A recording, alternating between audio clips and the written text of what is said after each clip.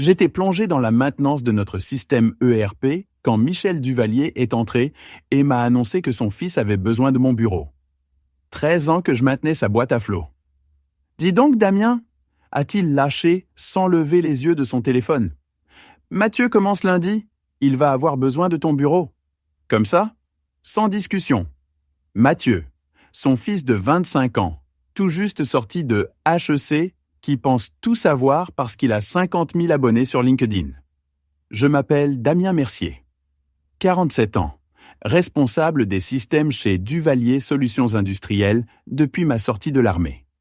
J'étais spécialiste logistique au 3e régiment du matériel à Charleville-Mézières. Quand on gère l'approvisionnement pour 3000 militaires, on apprend à maintenir des systèmes en marche. Quand j'ai débuté ici en 2010, leur système tenait avec du scotch. ERP de 1998, gestion fournisseur en Excel, conformité approximative. J'ai passé 2 ans à comprendre comment fonctionnait cette usine de composants industriels. Engrenages, roulements, pièces hydrauliques. 200 employés qui connaissaient leur métier, mais rien aux ordinateurs. J'ai tout construit sur mesure. Script connectant l'ERP antique au portail fournisseur. Alertes automatisées pour les stocks. Contournement manuel quand les fournisseurs changèrent leur format. Et surtout, le système de conformité. Inspection du travail, drill, CARSAT. Un cauchemar qui m'a pris 3 ans à perfectionner. En 2015, Duvalier tournait comme une horloge. Les fournisseurs adoraient travailler avec nous. Pierre chez Acier du Centre m'appelait directement. Sophie chez Hydraulique Fourniture m'envoyait des emails perso pour les promos. Michel ne voyait rien de ça. Pour lui, tout était automatisé. Il ne réalisait pas que derrière chaque processus se cachaient 100 heures de codage et 50 heures de maintenance manuelle. Notre système de paiement fournisseur ? Sur le papier, simple. En réalité, l'ERP ne communiquait pas avec la moitié des systèmes. Les formats changeaient constamment. Les confirmations arrivaient par email, fax, téléphone, note manuscrite. Je vérifiais manuellement chaque transaction. Le fournisseur d'acier avait 3 formats différents selon le type de commande. Mathieu ne savait rien de ça. Pour lui, j'étais juste un vieux qui tapait sur un clavier. Michel a levé les yeux, surpris que je ne proteste pas. « Bien sûr », ai-je dit. Il est sorti, satisfait. Je suis resté 20 minutes à regarder mon bureau, mon centre de commandement. Certificat militaire, prix de sécurité, tableau blanc avec les livraisons, écran de conformité. J'ai emballé 3 choses. Ma tasse, mon carnet de mots de passe et contacts, et la clé USB contenant tous mes scripts et automatisations. Le reste, écran, chaise ergonomique, plante, je lui ai laissé. J'ai envoyé un email au RH. Passage en télétravail temporaire. Disponible par email. Puis je suis rentré chez moi dans ma Kangoo. Le lundi, j'ai vu Mathieu poster son premier jour. Ring light dans une usine. Caption Instagram. Énergie fraîche dans l'industrie old school. J'ai failli m'étouffer. Personne ne savait ce que je faisais vraiment. Ils pensaient que tout était automatisé. Ce qu'ils ignoraient, c'est que j'avais construit un écosystème personnalisé nécessitant une intervention humaine constante. Comme le rapport d'opération hebdomadaire, tous les mardis à 8h15. Mathieu pensait qu'il se générait seul. En vérité, j'extrayais des données de 5 systèmes, je croisais avec les livraisons, j'ajustais pour les fluctuations saisonnières, je formatais pour la direction. Mardi matin. Pas de rapport. Mathieu a envoyé un email paniqué en copie de la direction. Gilles de Lity a passé 3 heures à lui expliquer que Damien Mercier le créait manuellement depuis 13 ans. J'ai ignoré les emails et commencé mon plan d'affaires de consulting. Dans l'armée, on appelait ça la connaissance institutionnelle. Les trucs non documentés, trop spécifiques, qui changent trop vite. Perdez les types qui portent ça dans leur tête et tout s'effondre. Mercredi, premier problème de conformité. La CARSAT a envoyé un avis d'inspection. Réponse requise sous 48 heures. Normalement, 20 minutes de travail pour moi. Mathieu y a passé la journée. Il m'a appelé jeudi. « Damien, question rapide sur la conformité. Où sont les protocoles de stockage chimique? Je suis indisponible. C'est urgent. L'inspecteur CARSAT attend la documentation. Base de données de conformité. Protégée par mot de passe. Mises à jour, manuel mensuel. Silence. Le mot de passe? Je travaille au forfait maintenant. 150 € de l'heure. Engagement minimum 3 mois. Pause. Je te rappelle. Il ne l'a jamais fait. Vendredi, les choses sont devenues intéressantes. Acier du Centre, notre plus gros fournisseur, a signalé une divergence de livraison. Leur facture montrait 500 unités d'ensemble de roulement livrées, mais notre système n'en montrait que 450 reçus. Simple erreur de saisie. Ça arrive tout le temps. Normalement, j'aurais vérifié le récépissé de livraison, confirmé le comptage physique avec notre responsable d'entrepôt et ajusté le système en 1 heure. Mathieu y a passé toute la journée, a appelé l'entrepôt 3 fois, envoyé 2 emails au fournisseur et a finalement approuvé la facture sans rien vérifier. Le problème, c'est qu'on avait bien reçu les 500 unités. Le gars de l'entrepôt les avait entrées sous le mauvais code produit. Donc maintenant, notre inventaire était faux, notre comptabilité incorrecte, et on venait de payer pour 50 unités qu'on ne pouvait pas localiser dans le système. C'est là que Pierre, chez Acier du Centre, m'a appelé directement. « Damien, qu'est-ce qui se passe chez vous? Le gamin n'a pas l'air de comprendre comment fonctionne votre processus de réception. Je devrais parler à quelqu'un d'autre? Je suis freelance maintenant, Pierre. Si Duvalier veut que je gère les relations fournisseurs, ils connaissent pour mes tarifs. Freelance? Putain, tu aurais dû me le dire plus tôt. On réfléchissait justement à engager un consultant pour rationaliser nos systèmes de gestion fournisseurs. Ça t'intéresse? Cette conversation a mené à mon premier client.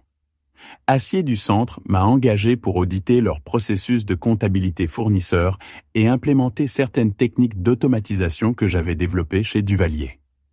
12 000 € pour un engagement de 3 mois. Pas mal pour ma première semaine en tant que consultant. Pendant ce temps, chez Duvalier, Mathieu découvrait que gérer les opérations, ce n'était pas juste savoir faire de beaux PowerPoint. Le rapprochement mensuel des fournisseurs était dû, un processus où on compare nos bons de commande avec les marchandises livrées et les montants facturés. J'en avais automatisé environ 70%, mais les 30% restants nécessitaient une révision manuelle parce que les fournisseurs changeaient constamment leur format. Notre système ERP avait ses bizarreries, et parfois les chauffeurs écrivaient simplement les mauvais chiffres sur les récépissés de livraison. Mathieu a essayé de lancer mes scripts d'automatisation, mais ils ont planté parce qu'ils ne connaissaient pas les étapes de pré-traitement manuel. Le script attendait des données dans un format spécifique, mais la moitié de nos fournisseurs avaient changé de format depuis ma dernière mise à jour du code. Il a passé 2 jours à essayer de déboguer ça avant d'abandonner et de payer simplement toutes les factures sans rapprochement. À la fin de la 2e semaine, 3 autres fournisseurs m'avaient contacté directement pour demander si je gérais toujours leur compte. Les nouvelles voyagent vite dans le monde de la fabrication, surtout quand les paiements commencent à être retardés ou traités incorrectement. Mathieu a posté une autre story Instagram depuis son bureau. Même setup de ring light, mais maintenant, il avait l'air stressé. La légende disait un truc du genre « apprendre les ficelles et plonger profondément dans les opérations ». Les commentaires venaient surtout de ses camarades de promo HEC qui lui disaient à quel point il était génial. S'il savait seulement. Le plus drôle, c'est que Michel pensait toujours que tout était sous contrôle. Mathieu gardait les apparences, envoyait des emails quotidiens sur l'optimisation des workflows et l'implémentation des meilleures pratiques.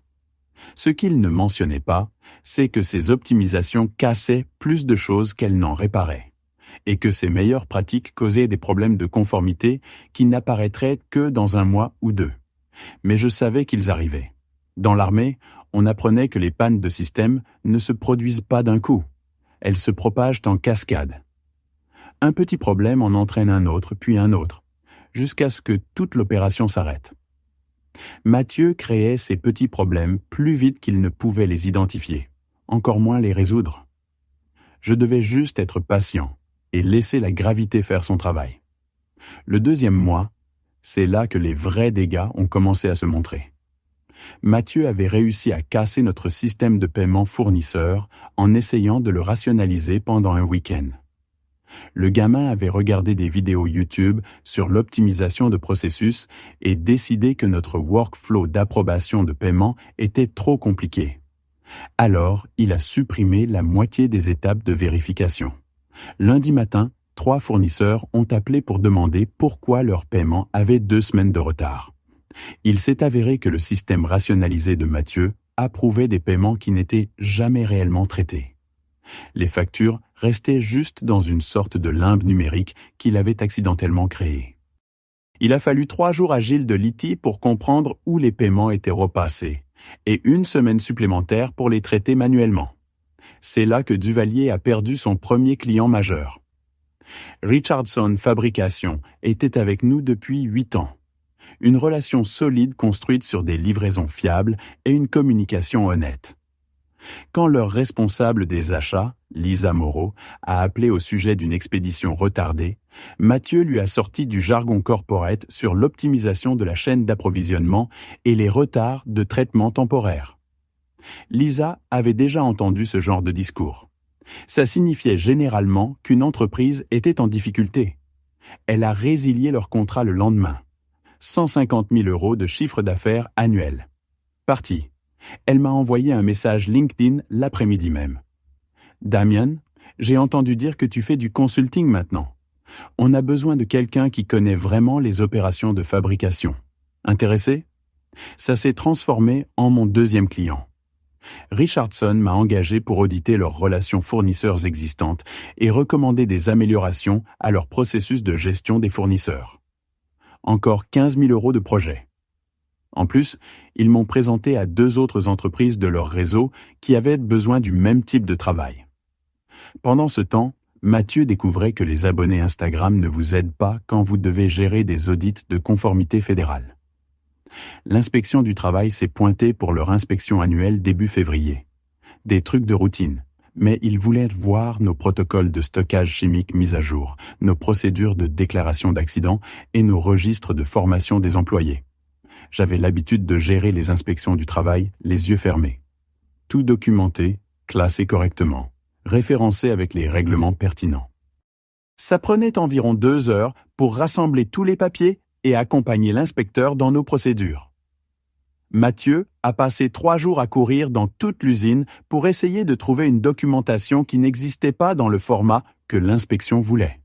Nos procédures de sécurité étaient toutes là, mais elles étaient éparpillées dans différents systèmes. Certaines dans des fichiers numériques, d'autres dans des classeurs papier, d'autres juste dans la tête d'ouvriers expérimentés qui faisaient les choses de la même façon depuis des années. L'inspecteur n'a pas été impressionné. Il a rédigé 6 non-conformités pour documentation inadéquate et a donné à Duvalier 30 jours pour soumettre les rapports de conformité appropriés. Ça a déclenché une révision automatique par notre compagnie d'assurance qui a rapidement augmenté nos primes de responsabilité de 40%. Michel m'a appelé cet après-midi-là. Première fois en 6 semaines. « Damien, on a un problème avec l'inspection du travail. Mathieu est dépassé sur les trucs de conformité. Tu pourrais peut-être passer un jour ou 2 juste pour nous remettre sur les rails ? » « Je travaille au forfait maintenant, lui ai-je dit. Minimum 3 mois, 12 000 € par mois. Long silence. 12 000 ? Damien, c'est plus qu'on te payait en 3 mois. C'est exact. Mais avant, vous aviez tout mon temps et mon expertise. Maintenant, vous l'obtenez quand vous payez pour. Comme tout le monde. Tout le monde ? J'ai 4 clients maintenant, Michel. Richardson Fabrication, Acier du Centre, Composants Industriels Corp et Hydraulique Parker. Toutes des entreprises qui valorisent l'expérience plus que les diplômes HEC. Autre pause. On doit discuter de ça en face à face. Tu peux prendre rendez-vous pour une consultation. Tarifs standards applicables. Il a raccroché. Cette semaine-là, le mot a vraiment commencé à se répandre dans l'industrie. La fabrication, c'est un petit monde. Les responsables des achats se parlent entre eux. Les fournisseurs savent quelles entreprises sont faciles à gérer et lesquelles sont des casse-têtes. Quand les paiements commencent à être retardés, Quand les commandes sont maltraitées, quand des employés de longue date disparaissent soudainement, les gens remarquent. Pierre, chez Acier du Centre, a mentionné mon travail de consulting à son homologue chez Roulement Grand Lac. Ça a mené à un autre projet. Sophie, chez Hydraulique Fourniture, m'a recommandé à une entreprise à Lille qui avait besoin d'aide pour implémenter un nouveau système de gestion d'inventaire. En mars, je refusais du travail parce que je ne pouvais pas tout gérer moi-même. C'est là que j'ai pris ma première vraie décision d'affaires. J'ai embauché Jeanne Rodriguez, une des personnes que Duvalier avait licenciées en janvier. La meilleure planificatrice de production avec qui j'ai jamais travaillé. 15 ans d'expérience, virée parce que Mathieu devait optimiser les effectifs. Elle a sauté sur l'occasion de travailler avec moi. Puis, j'ai fait venir Gaëtan Dubois, superviseur de maintenance, qui avait été chez Duvalier pendant 12 ans avant d'être coupé dans la deuxième vague de licenciements. Gaëtan connaissait chaque machine de cet atelier comme si c'était ses propres voitures, pouvait diagnostiquer des problèmes que la plupart des ingénieurs n'arrivaient pas à résoudre avec des manuels et des ordinateurs. On s'est installé dans mon bureau au sous-sol et on s'est appelé Mercier Consulting Industriel. Rien de fancy, mais en 2 semaines, on avait 6 projets actifs et une liste d'attente de clients potentiels. L'ironie ne m'échappait pas. Duvalier licenciait des gens expérimentés pour réduire les coûts tout en me payant le triple de mon ancien salaire pour faire du consulting chez leurs concurrents. Mathieu essayait de gérer les opérations avec un master HEC et une ring light pendant que je construisais une entreprise basée sur l'expertise exacte qu'ils avaient décidé ne pas avoir besoin. Mais le meilleur, c'était de regarder la présence sur les réseaux sociaux de Mathieu évoluer. Les premiers posts, c'était tout confiance et mots-clés corporate.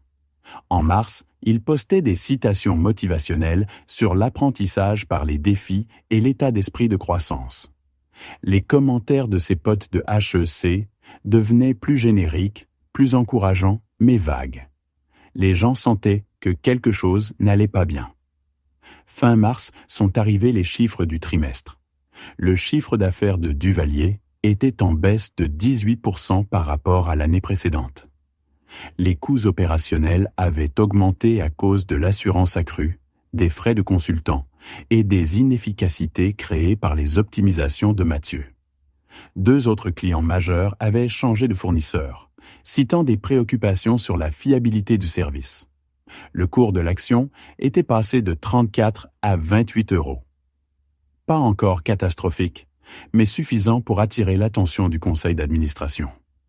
Michel a convoqué une autre réunion avec la direction senior. Le mot était que des questions inconfortables étaient posées sur les changements opérationnels. Mathieu n'était pas invité à cette réunion, mais j'étais assez occupé pour ne pas y prêter trop attention. Mercier Consulting Industriel était complet jusqu'en juin avec des demandes qui arrivaient plus vite qu'on ne pouvait y répondre. Il s'avérait qu'il y avait beaucoup de demandes pour des gens qui savaient réellement comment fonctionnaient les opérations de fabrication dans le monde réel, pas juste dans des présentations PowerPoint. En juin, Duvalier était en mode crise totale. Mathieu avait réussi à faire planter leur système d'inventaire principal pendant une mise à jour de routine qui s'est avérée être tout sauf routinière. 3 jours d'arrêt signifiaient qu'ils ne pouvaient pas traiter les commandes, ne pouvaient pas suivre les expéditions, ne pouvaient même pas dire aux clients ce qu'ils avaient en stock. La goutte d'eau est venue quand leur plus gros client restant, Dynamique Industrielle, a résilié leur contrat après qu'une expédition de composants hydrauliques soit arrivée avec 2 semaines de retard et la moitié de la commande manquante. 280 000 € de chiffre d'affaires annuel. Parti. Leur directeur des achats m'a envoyé un email le jour même. « Damien, on a besoin de partenaires fiables. Quelle est ta disponibilité ?» C'est là que Michel s'est pointé chez moi. J'ai vu sa BMW se garer dans mon allée par la fenêtre de la cuisine. Le même type qui était entré dans mon bureau 5 mois plus tôt, comme s'il possédait le monde. Maintenant, assis dans sa voiture pendant 10 minutes, comme s'il rassemblait son courage pour frapper. Quand j'ai ouvert la porte, il avait l'air d'avoir vieilli de 2 ans en 5 mois. Cravate desserrée, cheveux en désordre. Toute cette confiance corporate complètement disparue. « Damien, a-t-il dit, il faut qu'on parle. » Je me suis écarté, je l'ai laissé entrer, je me suis servi un whisky. Ça semblait être ce genre de conversation. Je ne lui en ai pas offert. Il s'est assis sur mon canapé, comme s'il s'attendait à ce qu'il s'effondre sous lui. Il a commencé à parler de revers temporaires, de difficultés de croissance, de Mathieu qui avait besoin de plus de temps pour s'adapter. Tout le jargon corporate qu'on utilise quand on essaie de ne pas admettre qu'on a fait une erreur massive. Le conseil pose des questions, a-t-il finalement dit. L'action est descendue à 22 €. On a perdu 30% de nos comptes majeurs. Les primes d'assurance sont montées en flèche après les non-conformités de l'inspection du travail et nos coûts opérationnels sont en hausse de 40% parce qu'on doit constamment faire appel à des consultants pour réparer ce que Mathieu casse. J'ai siroté mon whisky et j'ai attendu. On a besoin de toi, Damien.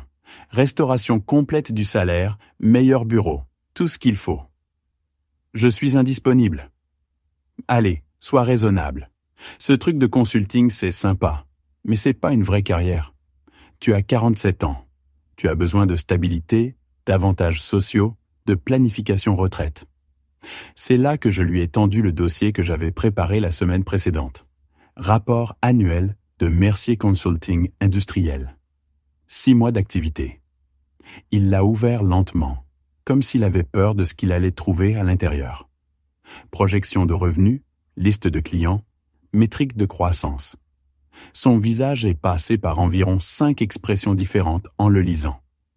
380 000 € de revenus facturables. Il m'a regardé comme si je venais de prétendre être astronaute. En 6 mois, 8 clients actifs maintenant, complets jusqu'en décembre. Jeanne et Gaëtan gagnent mieux leur vie qu'ils ne l'ont jamais fait chez Duvalier. Et on réfléchit à embaucher 2 personnes de plus. Mais il s'est arrêté, à fixer les chiffres comme s'ils pouvaient changer s'il les regardait assez longtemps. C'est plus qu'on te payait en 3 ans. Ces clients ne pensent pas que je suis juste un vieux type qui tape sur un clavier. Ils comprennent ce que valent 13 ans d'expérience. Ils connaissent la différence entre l'expertise et un master HEC. Michel a posé le dossier sur ma table basse comme s'il pesait 50 kilos. Qu'est-ce que tu veux que je dise au conseil ? Dis-leur que tu as donné toute ta base de connaissances institutionnelles pour engager un influenceur des réseaux sociaux. Dis-leur que tu pensais que 13 ans de système personnalisé et de relations fournisseurs pouvaient être remplacés par un gamin avec une ring light. Dis-leur exactement ce qui s'est passé. Il est parti sans un autre mot. 2 semaines plus tard, Duvalier a annoncé que Mathieu quittait l'entreprise pour poursuivre des opportunités entrepreneuriales. Du jargon corporate pour « on ne peut pas virer le fils du PDG, mais on peut le faire disparaître ». Le mot était que le conseil avait donné un ultimatum à Michel. Répare le bordel opérationnel ou commence à chercher un nouveau job toi-même. Ils ont fait venir un cabinet de consulting de Paris pour reconstruire leur système. Ça leur a coûté 200 000 € sur 4 mois pour recréer environ la moitié de ce que j'avais construit en 13 ans. L'autre moitié, les relations fournisseurs, la connaissance institutionnelle, les réseaux informels qui faisaient marcher tout ça. Ça, c'était parti pour de bon. À Noël, l'action Duvalier était descendue à 18 €. Ils avaient licencié 35 personnes supplémentaires, fermé leur bureau satellite à Lille, et des rumeurs circulaient sur des options de fusion. 3 autres clients majeurs avaient pris la fuite, et leur compagnie d'assurance menaçait de retirer complètement la couverture, à moins qu'ils ne règlent leurs problèmes de conformité. Pendant ce temps, Mercier Consulting Industriel prospérait. On avait quitté mon sous-sol pour un vrai bureau, embauché 2 consultants supplémentaires et on avait une liste d'attente de clients potentiels. Dynamique Industrielle était devenu notre plus gros compte. 85 000 € de forfait annuel pour du consulting opérationnel continu. Richardson Fabrication nous avait recommandé à 3 entreprises de leur réseau. Acier du Centre nous avait fait venir pour refaire complètement leur système de gestion fournisseur. Mais le meilleur, ce n'était pas l'argent, c'était le respect. Les fournisseurs qui me traitaient avant comme juste un autre employé m'appelaient maintenant Monsieur Mercier. Les clients me demandaient mon avis sur la stratégie, pas juste des corrections techniques. Après 13 ans d'invisibilité, j'étais enfin vu. 6 mois plus tard, j'ai reçu un message LinkedIn de Mathieu. Il travaillait dans une start-up à Lyon, faisait du marketing sur les réseaux sociaux pour une boîte tech. Le message était court. J'espère que tu vas bien. J'ai beaucoup appris en te regardant travailler. On pourrait peut-être prendre un café un de ces jours et tu pourrais partager des conseils sur la gestion des opérations? Je n'ai jamais répondu. Certaines leçons, on doit les apprendre à la dure. Ces jours-ci, quand de jeunes cadres m'appellent pour optimiser leurs opérations, je pose toujours la même question. Qui fait tourner vos systèmes depuis toutes ces années? Parce que 9 fois sur 10, ils ne savent pas.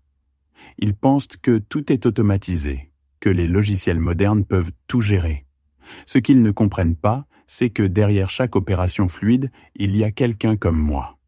Quelqu'un qui sait quel fournisseur appeler quand le système plante, quel contournement manuel utiliser quand l'automatisation échoue, quelle relation entretenir pour que votre entreprise continue à tourner quand toutes les autres s'effondrent. Cette connaissance ne peut pas être remplacée par un master HEC, ne peut pas être automatisée par un logiciel, et certainement pas être transmise au fils de quelqu'un juste parce qu'il a le bon nom de famille. Mais ils finissent généralement par le comprendre, juste au moment où le cours de leur action commence à chuter et où leurs clients commencent à m'appeler. Merci d'avoir écouté mon histoire. Si elle t'a touché laisse un like, écris en commentaire ce qui t'a le plus parlé et abonne-toi à la chaîne. Beaucoup d'autres histoires arrivent. Ce n'est pas la fin de la mienne, c'est seulement le début de quelque chose de meilleur.